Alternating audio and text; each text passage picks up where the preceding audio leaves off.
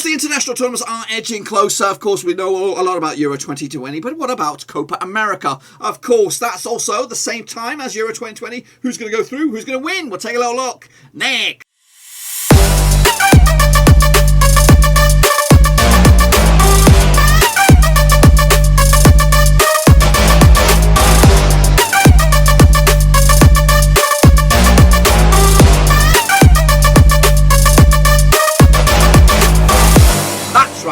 Once again with another prediction video. Today we're taking a look at Group B out in Copa America. Yay! And we'll get to that in just one second. If you're new to the channel, smash your subscribe button to get you bang up to date with all things Copa America related, Blackburn Rovers related, football related. We're going to know here.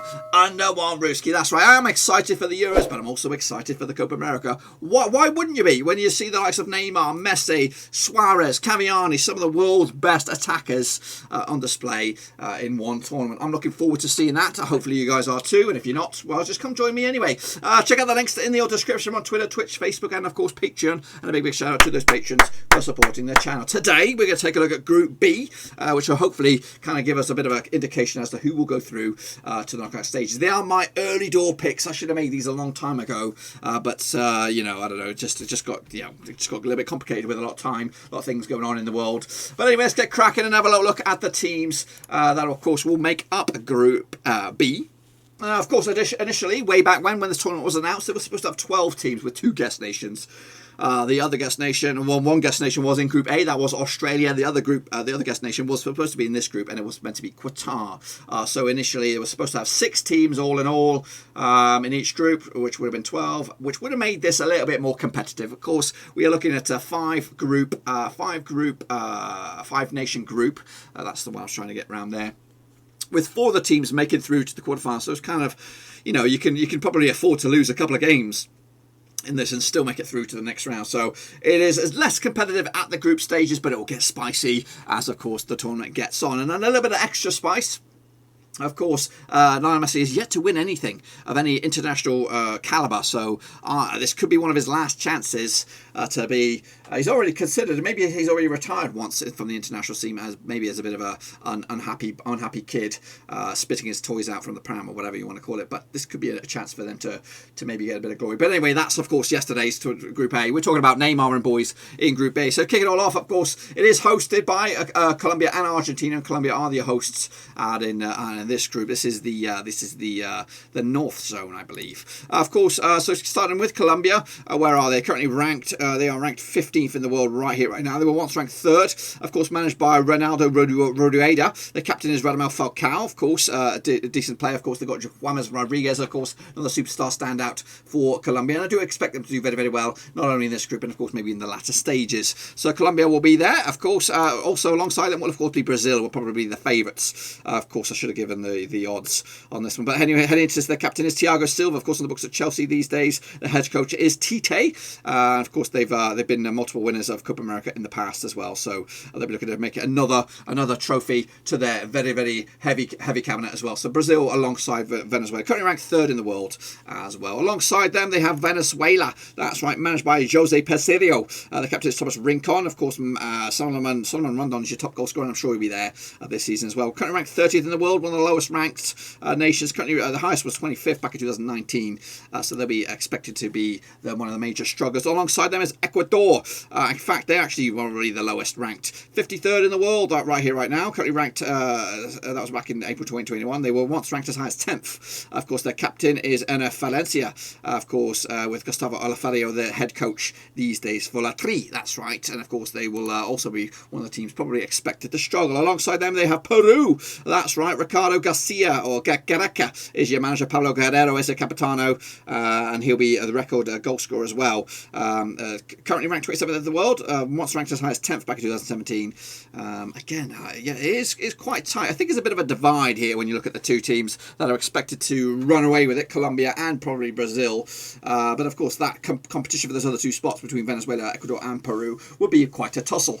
And I think I've probably gone a bit of a surprise at the bottom here.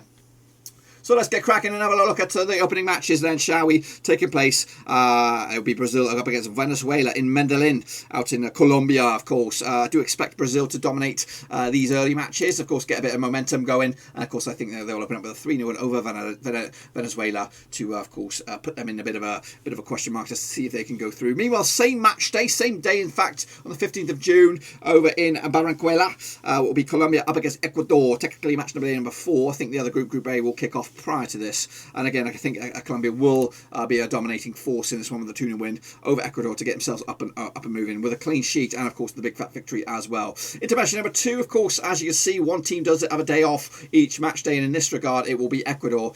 Colombia taking on Venezuela on the 19th of June over in Medellin on this one, match number 7, match number 2 out of this group. I do expect again Colombia to be in the front foot, 2-1 win, maybe concede a goal on this one, but again back-to-back wins put them 6 points in already, probably one foot through to the knockout stages as well. Of course, a bit of a question mark around Venezuela with back-to-back defeats already. Meanwhile, Peru will take on Brazil on the 19th of June, a little bit later on in the day, and it'll be an all square on this one. I think Peru will have a bit of a surprise package on this. Just this game, of course.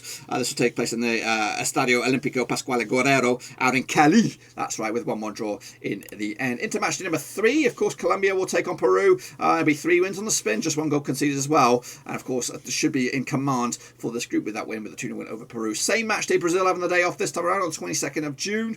It'll be Venezuela up against Ecuador. This match will take place over in the Estadio El Campín in Bogota, and I've got I think this one's going to be tight. I think it's going to be a draw on this one, 1-1 in the end, so points on the board for Venezuela and Ecuador, of course. Into match number 4 now, I think. 1, 2, 3, 4, that's right. Ecuador up against Peru. The team having a day off will be Venezuela. So on the 25th of June, it'll be Ecuador against Peru. This will be over at the Estadio Olímpico Pascual Guerrero in Cali, and it'll be a 2-0 win for Ecuador to get themselves back in control of their own destiny. Peru in a bit of trouble here, back-to-back defeats, back-to-back games without scoring a goal as well. Same game, of course, playing for control of the group. It is Colombia up against Brazil on the 25th of June, and this will take place in Barranquilla as well. And it'll be going in favour, I think, probably more in favour of Colombia. Of course, Brazil slipping up against Peru. So I've got a 2-2 draw there, which would I believe, I think Colombia are done and dusted, as in they've gone through the campaign without a defeat. Of course, Brazil picking a couple of draws there. Of course, remaining undefeated and still in control. And again, maybe saving themselves their best till last in the knockout stages, but looking completely in control. And again, as we expect, Ecuador, Venezuela and Peru duking it out for those final couple of spots in the quarterfinal stage. So into the final match day we go. Of course, Colombia with a day off. Ecuador up against Brazil. Ecuador really got the tough mountain to climb, and they'll lose. I think maybe Brazil will play a bit of a rotated squad here, but they'll still come out top with a comfortable win over in Bogota as well. And the final match on this group, same May on the 29th of June, same kickoff time as well. Venezuela against Peru, must-win territory, and again Peru will slip up with a draw. No wins for them. Venezuela also, I don't know if they've got any wins as well. It is looking very, very perilous as well. I think Ecuador are okay. It's between Peru and Venezuela for that final spot. Let's have a gander then, of course, starting in the reverse spot in 5th. And as you see, if you're a smart cookie like me, you will realise that they both ended up on joint 4th spot. And Peru is coming in at in 4th with just 2 points, 2 defeats, and 2 draws as well. 2 goals scored, 6 goals conceded. In fact, Venezuela with the same goal difference as well, but I think they might go through because of goals scored with 2 points and 2 defeats as well. So it is kind of very, very tight there. You can go either way, but both of those two sides picking up 2 points. Again, unfortunately, Peru ranked higher. I think they might slip out on this one. Venezuela squeezing through the trap door. Into 3rd spot would be Ecuador, comfortably going through with 4 points on the board, 1 win, 1 draw, and 2 defeats. And those defeats were, of course, against Colombia and Brazil, were they not? I don't know. Into a 2nd spot, it will be Brazil, picking up 2 wins and 2 draws. I don't think they'll be too concerned about not winning the group. It's their placement, really. I think they'll have a decent placement in the knockout stages, and we'll confirm that in just a second.